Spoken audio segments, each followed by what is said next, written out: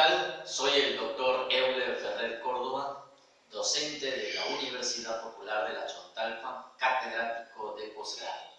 El día de hoy he hecho este video para que cada uno de mis maestrantes que hoy tienen la oportunidad de aprender nuevas cosas interesantes a partir de la educación y el proceso de formación profesional que debe tener un docente.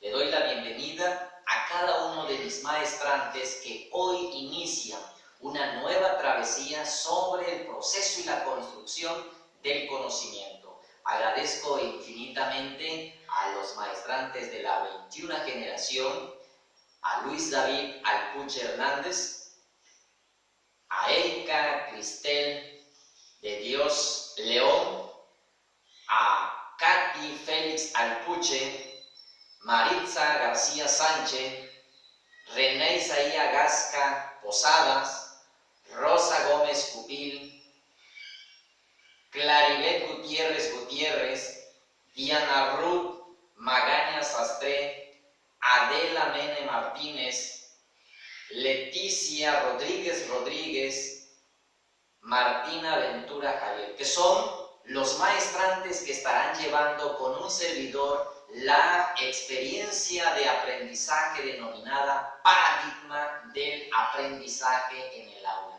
Para ello, con anticipación, he enviado a sus correos una plataforma en la cual nosotros vamos a interactuar constantemente durante 5 sesiones que tendremos los días sábados. He puesto a su disposición una serie de recursos, actividades, link que puedan descargar ustedes desde el hogar para que podamos interactuar en esta aula virtual. Si hay algo interesante en esta asignatura o experiencia de aprendizaje, es que nosotros vamos a conocer cada una de las teorías del aprendizaje porque son de suma importancia para el proceso de la formación profesional que deben tener cada uno de los docentes que hoy están en el aula, enseñando, instruyendo un proceso de formación. Por eso hoy te doy la bienvenida a ti que me estás viendo el día de hoy. Mis queridos maestrantes de la 21 generación, sean bienvenidos a este trayecto. Dentro del proceso de la formación y la construcción, he creado una serie de recursos. El día de hoy pudimos ver a través de nuestra página Classroom una serie de recursos, actividades que están diseñadas para que trabajes desde el hogar. Actividades que son de construcción, de generación y de procesos de formación en la vida educativa o vida áulica cuando nosotros enfrentamos una situación dentro del salón de clase. Para ello es importante también que cada uno de ustedes ha interactuado a través de la pantalla o vía Zoom, una conferencia, un tipo de nuevo recurso para que nosotros podamos experimentar y hacer el debate de la construcción. Dentro del programa y la construcción de sus conocimientos, he diseñado principalmente actividades que son para las fechas 6 de junio, 13 de junio, 20 de junio, 27 de junio y la culminación que es el día 4 de julio con un proceso de formación profesional. Dentro de lo que es el ámbito profesional, pues obviamente sabemos nosotros que la primera sesión la tenemos con la unidad de aprendizaje, de enseñanza e instrucción. Vamos a ver lo que es el concepto de aprendizaje, factores que afectan al aprendizaje, concepto de enseñanza y modelos de enseñanza a través de un ejemplo de construcción de la instrucción. Para ello hay una serie de recursos de las cuales ustedes pondrán en práctica y estarán trabajando y diseñando actividades de reforzamiento en sus casas. En la sesión número 2 tenemos el paradigma del aprendizaje. Vamos a ver paradigmas conductistas, vamos a ver las teorías de Watson, de Paulot, vamos a ver a Skinner, a Bloom, a Gagne con esas teorías importantes para la construcción del paradigma de aprendizaje o la nueva instrucción en el aula. Vamos a ver también una serie de recursos que son paradigmas cognitivos. Dentro de ello vamos a encontrar a Brunner, Ausubel, a Novak y a Gardner. Estos tipos de conocimiento los enfrentamos y los vemos todos los días en el aula, en el nuevo proceso de la formación que van adquiriendo nuestros estudiantes a la hora de poner en práctica sus enseñanzas. Vamos a ver también en la sesión número 3 lo que son la unidad 2, paradigmas del aprendizaje, como son paradigmas psicogenéticos. Vamos a ver la teoría de Piaget, vamos a ver el paradigma sociocultural de Lev-Vygotsky, vamos a ver todo lo que es la parte del constructivismo, y el paradigma humanista de Maslow y el maestro Carl Rogers. Dentro de ello también tenemos una sesión 4, que es la unidad del proceso de la enseñanza-aprendizaje, donde veremos definición del proceso de la enseñanza y el aprendizaje, los principios que orientan al proceso de la enseñanza y el aprendizaje, los sujetos en el proceso de la enseñanza-aprendizaje, el alumno y el docente. Y vamos a trabajar una parte que es importante, que es el constructivismo.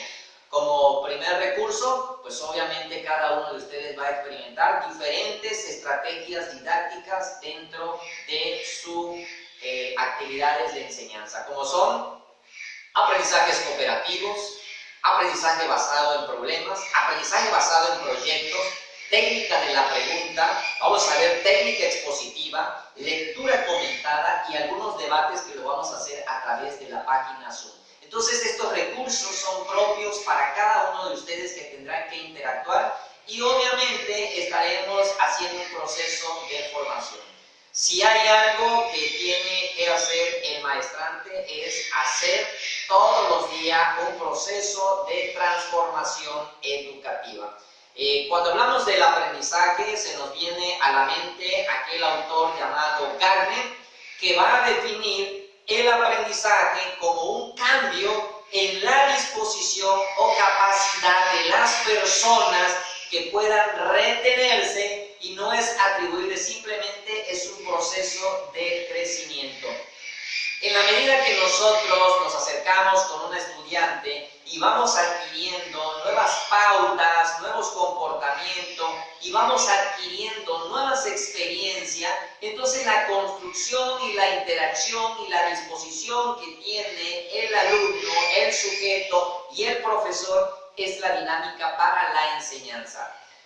Cuando hablamos de Kierkegaard, un personaje allá en 1979, hace un proceso de transformación también a la nueva definición del aprendizaje. Y él la va a definir como el proceso en virtud de la cual una actividad se origina a través de una reacción. Es decir, una situación encontrada, es decir, unas características con cambios registrados dentro de las respuestas que puedan dar los sujetos al proceso de la maduración de sus conocimientos. Es decir, la fatiga, cuando encontramos estudiantes en el aula con desidia, con poco interés, entonces tenemos que revalorar el proceso de la transformación. Pero ¿cómo se define el aprendizaje? Bueno, es importante que ustedes apunten también ahí en su libreta que el primer concepto alusivo a los paradigmas de la educación es principalmente definir el aprendizaje. Y se puede definir principalmente como un cambio relativamente permanente en el comportamiento en el que se van a reflejar los conocimientos, las habilidades, las destrezas, las experiencias a través del estudio o la instrucción. Es decir, una vez que ustedes están en el aula y están haciendo un proceso de interacción y reflexión con sus estudiantes, lo más importante es que los mismos aprendan. Es decir, que la esencia del aprendizaje va a consistir en el surgimiento y la modificación de los procesos psíquicos del comportamiento. A partir de ahí viene una habilidad cognitiva. Recuerden que lo cognitivo es el pensamiento, en la ciencia, en la forma en que ustedes van a interactuar y son los hábitos también, los conocimientos, las habilidades, las capacidades, pero también entran en juego en todo este proceso de la construcción del conocimiento los rasgos volitivos, entran los rasgos emocionales, el sentimiento. Decía el maestro Lev Vygotsky, tanto tiene de emoción el pensamiento como el pensamiento tiene de emoción. Es decir, que tenemos que tener una habilidad para saber transmitir, para saber enseñar y para saber instruir a un estudiante. Es decir, a partir de ese proceso de la formación, entonces viene la siguiente o el siguiente cuestionamiento. ¿Qué es la enseñanza? La mayoría de las personas confunden el aprendizaje con la enseñanza.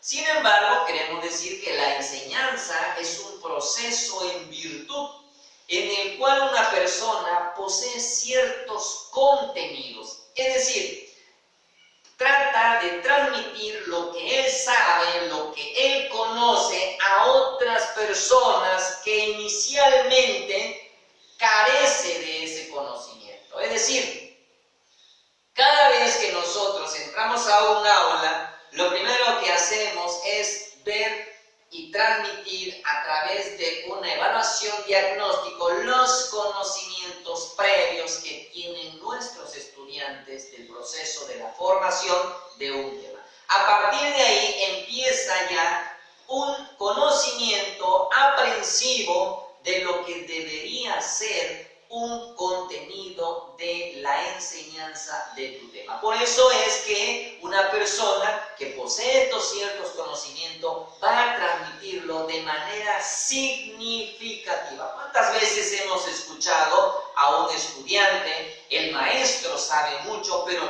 no transmite el conocimiento? El maestro posee de ciertos conocimientos, pero le falta la pedagogía. Bueno, creo que aquí es la oportunidad de que nosotros podamos hacer un cambio radical a todos estos pensamientos que se tienen. Es decir, cuando empecemos a trabajar el proceso de la enseñanza, vamos a crear 10 funciones para que nuestro estudiante aprenda. ¿Cuál sería esto?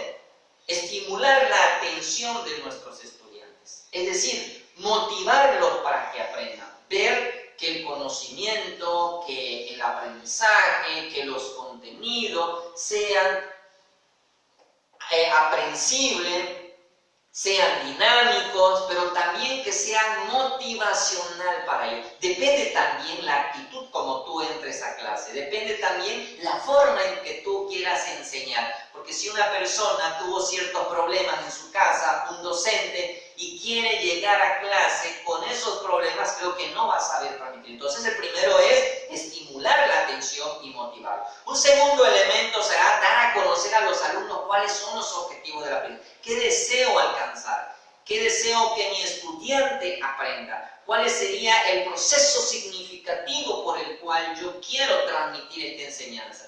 El tercer, activar todos los conocimientos. ¿Cuáles son esos conocimientos? Las habilidades previas de los estudiantes. Es decir, vamos a hacer que nuestros estudiantes aprendan, pero también que ellos nos digan cuál es el conocimiento que ellos traen desde su formación. Para ello, el número 4 es presentar la información de los contenidos que debe aprender. Un profesor, si no presenta sus contenidos a los estudiantes de lo que deben aprender, lo que debe ser el nivel deontológico de la educación. Si no lo presentamos, entonces creo que no vamos a poder estimular el proceso de la organización. Por eso tenemos que organizar nuestro contenido, nuestras formas y obviamente tenemos que, a partir de esta formación, nosotros podemos orientar cuál debe ser el proceso. Es decir, hay que orientar las actividades del aprendizaje del estudiante. Como siguiente categoría, hay que incentivar la interacción. La interacción es maestro y alumno. Si yo pido a mi estudiante que elabore un mapa conceptual, tengo que incluirme dentro del trabajo que están realizando mis alumnos. No tengo que quedarme en este escritorio, no tengo que quedarme en este lugar viendo qué está pasando en este libro, sino tengo que ver cómo están construyendo mis alumnos. Es decir, tengo que incentivarlos, tengo que orientar el proceso. Por eso, a partir de ahí, los contenidos, los materiales, los objetivos cobran cierta significatividad en el proceso de la enseñanza. Otro importante dato es hacer un proceso tutorial de los alumnos, es decir, proporcionarles la retroalimentación. Comúnmente los profesores, cuando le dan a conocer en el nivel superior a los estudiantes que han reprobado, al final de la unidad, al final del primer parcial, ¿qué tenemos que hacer? Hacer un proceso de retroalimentación. Antes de que nuestro estudiante llegue a la meta del primer parcial o el primer corte, como queramos decirle, tenemos que hacer un proceso tutorial con él, decirle en qué puede mejorar y darle estrategias y técnicas. Esa es nuestra función. Tenemos que diseñar ciertas estrategias tutoriales para que mi estudiante tenga un proceso o un trayecto escolar significativo. Otro importante elemento para el proceso de la enseñanza es facilitar los aprendizajes. Hay que hacer una transferencia de la generalización de nuestros aprendizajes. Hay que motivarlos, hay que decirles y hay que instruccionarle de manera gradual los conocimientos. No queramos ver que el conocimiento, decirle que se aprenda todo el capítulo del libro, con eso ya nosotros resolvemos el proceso de la enseñanza. Tampoco es decirle al alumno que resuelva todos los contenidos y me haga un resumen, un mapa conceptual de todo el contenido. Lo que nos importa a nosotros y lo que nos beneficia a nosotros es hacer una transferencia del conocimiento, que el alumno aprenda, que el alumno tenga significatividad en sus procesos y que pueda aplicarlos en la vida cotidiana. Ahora, es importante que una vez que ya él ha proyectado y ha estudiado cada uno de estos contenidos, entonces viene lo que se llama el recuerdo. Facilitar el recuerdo. El recuerdo es qué es lo que el alumno aprendió. No queramos medir al estudiante con un examen escrito. Tenemos que evaluarle las habilidades. ¿Qué habilidades está mostrando el alumno en su proyecto? Es decir, hay estudiantes que tienen una muy buena redacción, hay estudiantes que saben organizar mapas, cuadros, hay estudiantes que saben desempeñarse bien dentro del aula en el proceso de la construcción, que saben desenvolverse en una exposición, que organizan un debate, que tienen buenas ideas. Son todas estas características o habilidades que tenemos que evaluar. No es evaluar solamente un papel escrito. Y otro, pues obviamente sería evaluar el proceso del aprendizaje. ¿Cómo lo podemos evaluar? Tal vez la tarea más difícil que tenemos los profesores es evaluarlos con un número. Para mí no representan mis alumnos un número. Para mí representan procesos de construcción. Para mí representan iniciativa, para mí representan creatividad. A partir de ahí organizo el proceso y digo que el conocimiento ya es especial en la relación semántica o sistemática de los términos que juega el proceso de la enseñanza. Hay diversas maneras de representar el conocimiento. Una de ellas sería las relaciones de aprendizaje. La consecuencia de la actividad que vamos teniendo a partir de cómo estudiar, cómo hacer una teoría, cómo hacer divergente el proceso personal de lo transferible del conocimiento. Por ello, hay que llevarlo a cabo con cierta voluntad, con cierta disposición, con cierto compromiso y sobre todo el esfuerzo. Si tú no te motivas, no podrás motivar al estudiante, no podrás motivar al aprendiz. Entonces, a manera de síntesis, quiero recalcar que la enseñanza tiene tres elementos fundamentales. El primero, una transmisión de conocimiento. El segundo, impartir una capacidad básica en el aprendiz. Y el desarrollar las actividades y capacidades y destrezas y habilidades de conocimiento. Esas tres son los elementos más fundamentales que tú debes desarrollar, tú debes aprender y yo debo instruir también cuando estoy en el aula. Entonces, el aprendizaje tiene los siguientes elementos. Si uno, la enseñanza es la transmisión, el aprendizaje entonces sería la adquisición de conocimiento.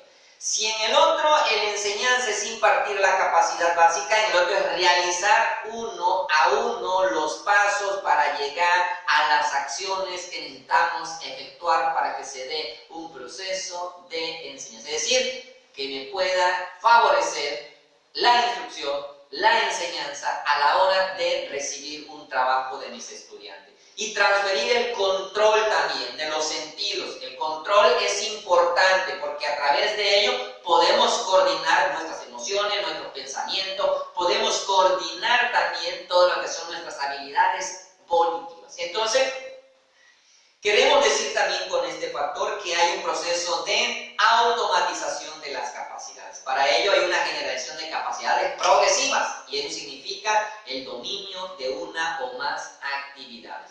Entonces, paradigma del aprendizaje. Esta es nuestra experiencia de aprendizaje. Pero no quería yo determinar el concepto de paradigma si antes hacer el proceso de la formación.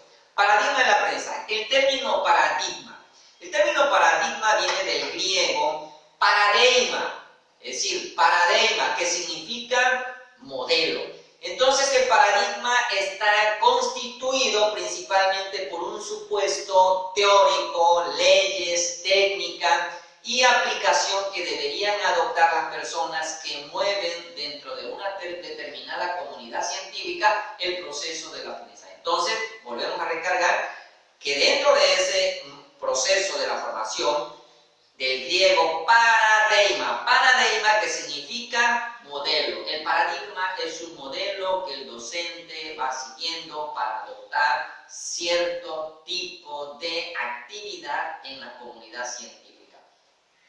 Si hacemos esta recapitulación es precisamente porque hemos encontrado diferentes corrientes de pensamiento educativo o diferentes esquemas o representaciones teóricas del conocimiento.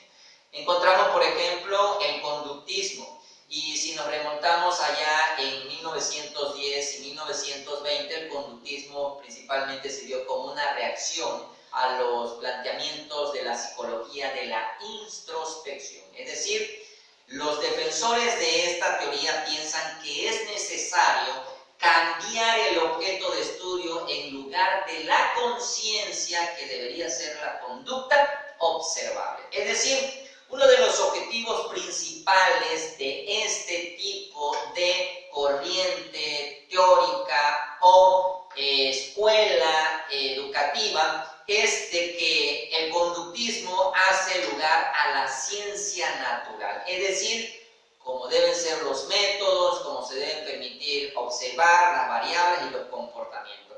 La base epistemológica de esta corriente, pues, es el empirismo, ya que todo se considera que el conocimiento es una copia de la realidad, es decir, todo lo que llega a nuestra mente es a partir de la experiencia. Decía el maestro Aristóteles, no hay nada en el intelecto que primero no haya pasado por los sentidos. ¿Y cuáles son nuestros sentidos? La vista, el oído, el tacto, el olfato y el gusto. Estos son nuestros sentidos y a partir de ahí hacemos una representación de lo que son las cosas. Vienen las ideas, vienen las emociones, vienen cada una de esas aprehensiones que tenemos dentro y fuera de un lugar. Entonces, estos suprimen todos los conceptos de una regla.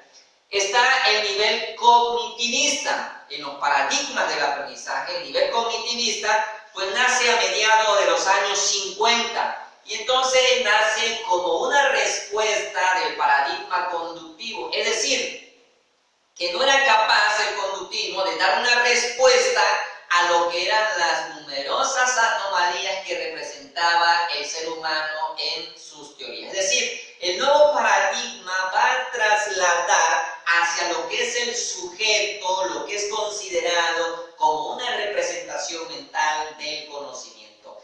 el cognoscitivismo nos va a decir a nosotros que a partir de la simple aprehensión, es decir, de lo que capta de golpe el sujeto, lo proyecta en la mente y después lo diversifica en una parte de la realidad. Entonces, para nosotros es importante hablar de que el protagonismo de este paradigma cognitivista es que las estructuras mentales van a permitir adueñarse de todo lo que es el conocimiento. Y precisamente dentro de ello también es importante recalcar que hay una parte del paradigma del aprendizaje que es el constructivismo.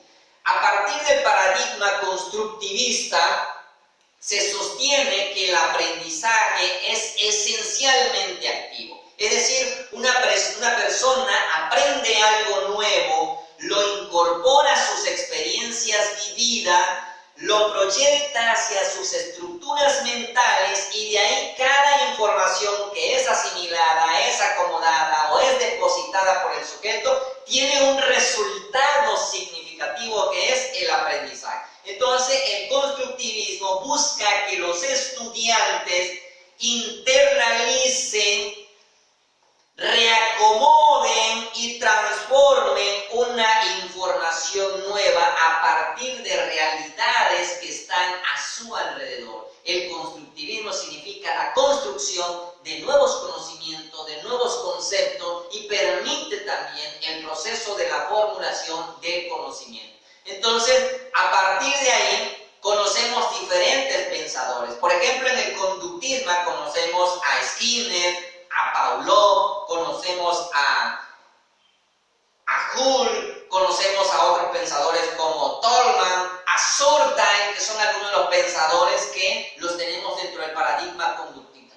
En el paradigma cognitivista tenemos a John Dewey, a Piaget, tenemos a Vygotsky, tenemos a Brunner, tenemos a Gardner y posteriormente tenemos a David Ausubel. Estos son algunos de los precursores del cognitivismo. Y a partir de él también está lo que es la teoría constructivista o el paradigma constructivista. Y tenemos a Piaget, a Vygotsky, a Ausubel, a Brunner, tenemos a De Crowley, tenemos a Montessori, a John Dewey, tenemos a Freire y a Celestín Freinet. Entonces son todos y cada uno de los pensadores que han estado en el proceso de la formación de lo que es la enseñanza y el aprendizaje. Espero que cada uno de ustedes con esta radiografía o esta introducción podamos nosotros ya tener una clara conciencia de lo que veremos en el tema número 1 o la unidad número 1 de esta experiencia aprendizaje. Créanme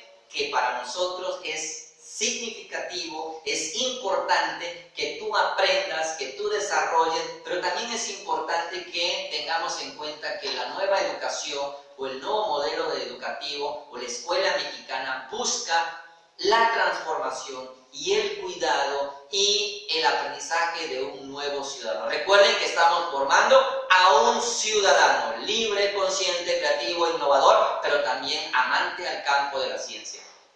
Me despido de ustedes, estimados maestrantes de la 21 generación, de esta experiencia de aprendizaje que es paradigma del aprendizaje en el aula. Vamos a estar interactuando con ustedes a cada momento a través de nuestra página de Classroom, a través del Zoom, a través de nuestro WhatsApp y como siempre es importante recalcar, estamos a la disposición como universidad para hacer un proceso integral en la educación.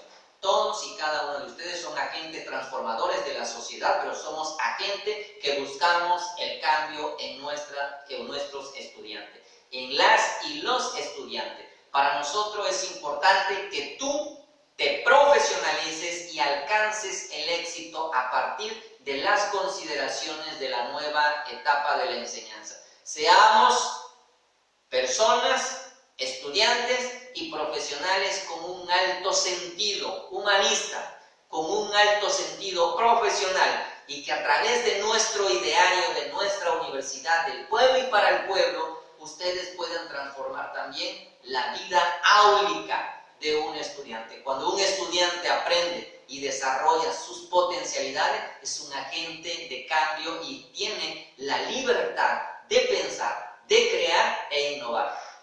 Les felicito a cada uno de ustedes porque estamos ya en esta etapa y estamos en el proceso de la construcción y la formación del aprendizaje que tenemos en esta experiencia de aprendizaje que es paradigmas en el aula. Y para ello es importante recordarles a ustedes que trabajarán en casa, que se cuiden. Estamos viviendo una etapa de confinamiento, una crisis de salud y créanme que se está poniendo cada día más dura si ustedes no salen de casa, si ustedes se cuidan, si ustedes protegen a sus familiares y como institución estamos velando por los intereses. Yo me despido de ustedes, como siempre, soy el doctor Euler Ferrer Córdoba. Pásenla bien y sean muy felices. Estamos en contacto con cada uno de ustedes para la próxima sesión. Estaremos nuevamente con ustedes en la segunda sesión de nuestra actividad áulica. Pásenla bien, cuídense, hasta pronto y recuerden, no salgas de casa. Recuerden que es importante que tú y tu familia se cuiden. Hasta luego, bendiciones en abundancia. Les mando un abrazo virtual a cada uno de ustedes, mis estimados maestrantes. Hasta pronto.